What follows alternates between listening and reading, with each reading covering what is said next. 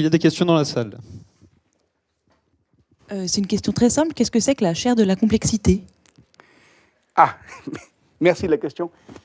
C'est une chaire qui a été créée à l'initiative du directeur général Jean-Michel Blanquer à l'ESSEC, qui connaît très bien Edgar Morin, qui a proposé à Edgar Morin de créer cette chaire, et j'en suis le responsable en interne à l'ESSEC.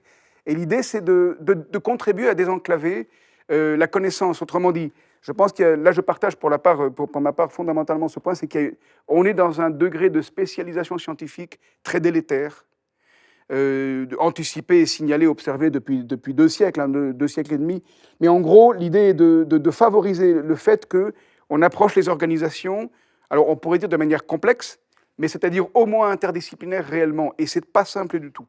Pour vous dire pourquoi ce n'est pas simple, le système de publication, de reconnaissance du savoir mondial actuellement, pas seulement en sciences de gestion, mais je pense partout, est tel qu'on n'est reconnu que si on publie dans des domaines extrêmement spécialisés, et c'est extrêmement problématique. Donc en gros, l'un des objectifs de la chaire, c'est de désenclaver la connaissance, de faire révéler combien le fait de ne pas savoir ouvre l'avenir. Je reprécise bien ceci, c'est que si on croit qu'on sait, on n'apprend plus rien, et il n'y a pas d'avenir. Si on sait qu'on ne sait pas, on est en disposition fondamentale d'apprentissage, et c'est extraordinaire d'observer combien l'avenir s'ouvre. Donc en gros, si la chaire de la complexité peut, à partir de l'ESSEC, mais simplement comme lieu de départ, favoriser qu'on voit que l'avenir s'ouvre malgré une mondialisation qui semble le clore, ça serait une très bonne chose. Bonsoir. Bonsoir. Je travaille dans l'entreprise et je trouve ces idées extrêmement intéressantes, mais comment voyez-vous la diffusion de ces idées dans l'entreprise? Parce que entre le moment où vous allez former des jeunes élèves de l'ESSEC et le moment où ils seront aux manettes pour essayer de faire bouger les choses, il peut se passer beaucoup de temps et beaucoup de bhopal. Les entreprises sont enfermées dans beaucoup de règlements, dans beaucoup de normes, dans beaucoup de référentiels comme l'ISO, etc. Est-ce qu'une des solutions, c'est pas que le référentiel ISO ouvre une porte à ce genre de problématique? Merci de votre question, je la trouve essentielle. Je pense qu'on peut répondre de manière très simple en disant ceci. Il y a un grand conflit, ou en tout cas une tension, une opposition entre une approche, on pourrait dire, ancienne de la vie politique, qui s'appuie sur l'éducation, Aristote exemplairement, et une approche moderne qui libère formidablement des possibilités inédites jusque-là, qui s'appuie sur la loi. Mais autrement dit, Montesquieu, qui a un débat implicite mais fondamental dans son grand œuvre de l'esprit des lois avec Aristote, dit il faut des lois, il faut des règles, et c'est comme ça qu'on peut fonctionner. Je pense que c'est capital et qu'il a raison, mais on est à une époque, et vous l'avez dit, où on s'appuie tellement sur les règles que la vie quotidienne fait croire aux gens dans les organisations que les règles vont tout faire. Et c'est fondamentalement déresponsabilisant. Or ici, qu'est-ce qui s'est passé? On aurait pu dire, tiens, le management, qu'est-ce qu'ils auraient dû faire? Ils auraient dû prévenir qu'en situation exceptionnelle, quand des gens se croisent, qui vont travailler sur un même lieu, et n'ont pas le même degré de connaissance, il faut qu'ils communiquent. On aurait pu dire, tiens, il y a un protocole de communication. Mais je pense qu'il y a plus fondamental à faire, réapprendre le bon sens, et ça n'a rien d'évident. Le bon sens, c'est, il y a des tas de choses qu'on peut réguler, qu'on peut prévoir, on peut normer, par les technologies, par les réglementations, par les process, les protocoles. Il y a plein d'autres choses qu'on ne sait pas, sans cesse, chaque jour. Il y a des millions de choses qui se passent, on ne les connaît pas. Il faut réapprendre à entendre. Et réapprendre à entendre passe par le fait de présupposer, on ne sait pas, c'est pas grave, on apprend et on apprend ensemble. Alors, on peut se demander, mais comment on fait? Alors, je n'ai pas le temps de rentrer dans le détail, mais il y a plein de moyens managériaux pour favoriser que des équipes s'approprient le sens de la responsabilité. En particulier, on peut dire que si on capitalise sur une culture, non pas seulement de la sanction, mais de l'apprentissage à partir de l'erreur, c'est très puissant en termes managériels. Ça se dit beaucoup actuellement, ça se fait peu, mais si ça se fait vraiment, imaginez quelqu'un qui dise, ben voilà patron, j'ai fait une erreur, et la sanction n'est pas immédiate, on lui demande, mais comment tu as fait? Non pas pour le juger, mais pour demander qu'est-ce qui a rendu possible l'erreur. Et que la personne contribue avec vous à définir, à repérer ce qui a rendu possible l'erreur, alors elle entre dans un processus d'apprentissage pour qu'à l'avenir, l'erreur ne se reproduise plus.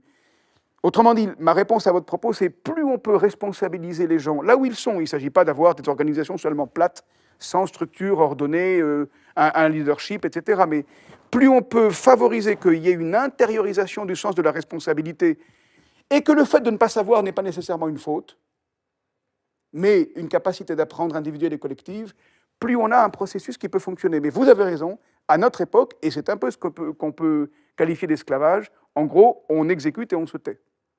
Je souhaite rappeler dans cet horizon que pour Aristote, l'esclavage, c'est le court-termisme. Nous sommes, je crains, très esclaves.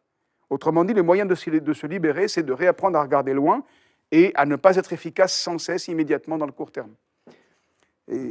On pourrait creuser ça, mais ça demanderait plus de temps. Mais je pense que c'est très important de noter que si on sait ne pas être efficace sans cesse, si on sait accepter de ne pas être utile immédiatement, si on admet que le loisir et l'inutilité a un sens, une organisation peut devenir beaucoup plus durable, et dans le meilleur sens du terme, que ce qu'elles sont actuellement.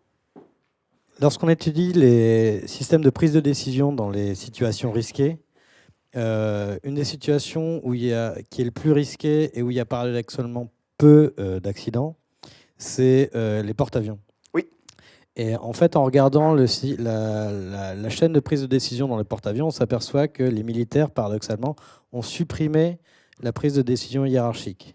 Donc la hiérarchie militaire ne s'applique pas dans les prises de décision, par exemple, quand il y a un avion qui doit atterrir. C'est le responsable, enfin c'est l'expert.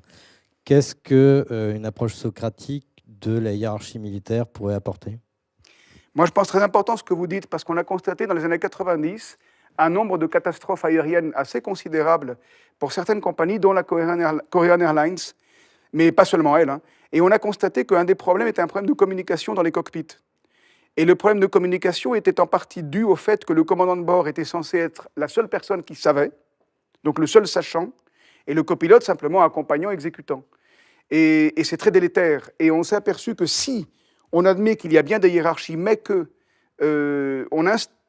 favorise des situations où, malgré des différences hiérarchiques, chacun se sent le droit, et je vais ajouter le devoir, de parler, alors on a une intelligence collective de la situation, en particulier en situation d'urgence, particulièrement efficace.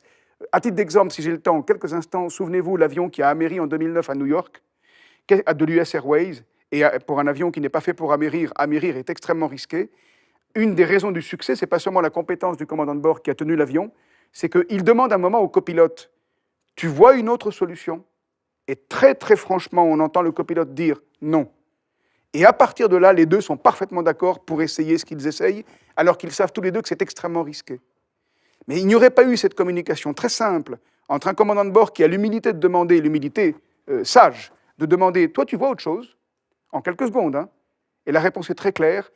Le non revient à dire, OK, chacun maintenant sait ce qu'il doit faire, le travail se divise, division des tâches, chacun fait son boulot, et ils réussissent, à leur propre surprise.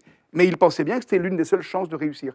Autrement dit, il est capital de faire jouer, malgré ou à partir d'une hiérarchie indispensable, le fait que chacun est autant co-responsable qu'un autre d'une situation. Une situation inverse exemplaire, malheureusement, c'est la catastrophe aérienne la plus meurtrière de l'aviation civile de l'histoire, c'est en 1977. Un commandant de bord décide de décoller, son copilote tente de lui dire « mais non, on n'a pas l'autorisation de décollage », et ce qu'ils n'ont pas en effet, ils sont en plein brouillard, et ils n'arrivent pas à faire entendre au commandant de bord qu'il faut s'arrêter, il ne persiste pas, alors qu'il peut arrêter physiquement l'avion, et la catastrophe, c'est une collision et 583 victimes. Le copilote aurait-il continué non seulement avec un droit de parole, mais en pensant j'ai un devoir de parole, on ne parlerait pas de Tenerife. Autrement dit, je partage votre avis, c'est-à-dire si on illustre qu'il y a moins de catastrophes ou quasiment pas sur les porte-avions parce que la hiérarchie est assouplie par une intelligence collective des situations, ça va dans la direction que j'ai évoquée précédemment. Le faire est difficile. Hein. Prendre du temps pour réfléchir sur le long terme et puis s'interroger sur l'ignorance qu'on a. Est-ce que c'est pas un loisir qui est réservé pour ce qu'était Socrate, par exemple, aux aristocrates, aux gens qui peuvent se permettre de prendre le temps, alors que pour le commun des mortels ou des employés, c'est tout simplement pas possible? Je crains que vous n'ayez pas tort. Il y a une façon de répondre, c'est que là, j'évoque quelque chose très rapidement. J'espère avoir tenu le quart d'heure qui était réservé, mais donc on a peu de temps. Mais en gros, dans une organisation, on peut dire, voilà, ça serait idéal de faire ça. Le rêve peut ne pas être total, bien au contraire. C'est-à-dire que je crois qu'on ne fait pas assez confiance à notre époque aux petites victoires, aux petits gains. Et quand je dis prendre son temps, ça peut prendre 3 secondes. Hein. Prendre son temps, le long terme, c'est se reposer de l'urgence. Et ça peut être fait très vite.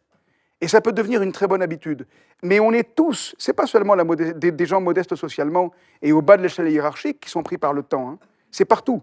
Heidegger, grand philosophe pour le coup, par excellence du XXe siècle, aurait dit « on est tous dans la pression du temps, s'exprimant comme une horloge ». Le propos très, très connu, le proverbe africain si connu, hein, qui consiste à dire « vous avez les horloges, mais nous on a le temps », c'est du Heidegger, c'est être et temps résumé, hein, en gros.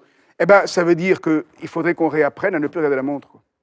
Moi, je ne sais pas le faire. Mon épouse vous dirait, il ne sait pas le faire. Mais il faut le réapprendre quand même.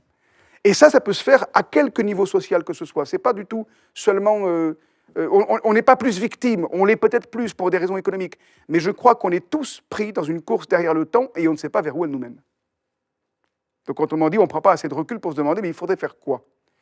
Alors que, je finis sur un point, hein, pour être très économiste exprès, dans une logique économique, si on sait poser les bons problèmes dans une organisation, c'est fou l'économie que l'on fait. Financièrement, c'est capital. De savoir poser les bons problèmes. Alors qu'on a des tas de solutions souvent et on ne sait pas quel problème on traite. Là, on perd beaucoup d'argent. Donc c'est bien de prendre du recul pour se dire, le vrai problème qu'il faut traiter, c'est quoi? Alors ça demande un peu de temps. Je voudrais appuyer ce que vous dites avec deux illustrations que je vis, puisqu'en ce moment je travaille en centrale nucléaire. Le fait de prendre les quelques secondes de réflexion, ça fait partie de leur règle managériale terrain. Quand ils ont le doute sur le développement d'une activité, on prend quelques secondes, on demande à son supérieur, on regarde le manuel technique qui décrit l'activité à mener. Ça, c'est la première chose. Et la deuxième chose, c'est qu'ils ont mis en place des équipes projets pour réfléchir sur le long terme, pour que les techniciens n'aient pas à tout gérer dans l'urgence et donc du coup à décaler leurs activités et à avoir énormément de pertes de temps. Donc c'est deux illustrations de ce que vous préconisez. C'est capital ce genre de choses. Je souhaite rappeler une chose à propos du protocole. Vous dites qu'il y aurait une série de protocoles. Dans l'avion que j'évoquais, à un moment donné, au tout début, hein, quand les deux pilotes s'aperçoivent qu'ils n'ont plus de moteur, ce qui s'est passé, c'est une perte des moteurs à cause d'oiseaux qui ont croisé la route de l'avion. Ils tentent de redémarrer les moteurs, ça ne marche pas, et le commandant de bord dit au copilote, regarde les protocoles. Alors je ne sais pas si vous savez, mais dans des cockpits, il y a l'équivalent de 3 bibles pour dire tous les cas possibles. Évidemment, dûment indexé, il faut aller vite. Mais en gros, le copilote très professionnel répond, j'ai déjà regardé, il n'y a rien. Et en effet, ils avaient des protocoles pour la perte des deux moteurs en vol ou en descente, mais pas en montée, ce qui paraît impossible. On ne peut pas redémarrer un avion, ou en tout cas le sauver s'il perd ses deux moteurs en plein décollage, à plein poids, basse vitesse, basse altitude. Et donc, ils n'ont rien. Eh bien, parfois, il faut n'avoir rien pour réussir. Moi, je crois que... on ne sait pas ce qui se serait passé avec un protocole, n'est-ce pas? Mais il y a des situations où les gens ont suivi des protocoles dans l'aviation, il aurait mieux valu qu'ils ne les suivent pas. Et du coup, je reviens à l'idée de contestation, de doute, que vous évoquiez par ailleurs. La capacité de douter, la capacité de questionner, la capacité d'être en attitude de distance, de distanciation, ça, c'est, je pense, spécifiquement ce que Socrate a tenté d'apprendre aux autres après l'avoir compris lui-même. Mais il s'est aussi rendu compte que c'est un problème réel, politique. On ne peut pas tous douter tout le temps. Ce n'est pas possible. Donc il faut trouver l'équilibre entre un doute efficace et une performance efficace. On est typiquement sur un problème politique, mais qui est celui des entreprises. Ou de n'importe quelle organisation, d'ailleurs. Merci beaucoup, Monsieur Bibard, d'avoir... Merci.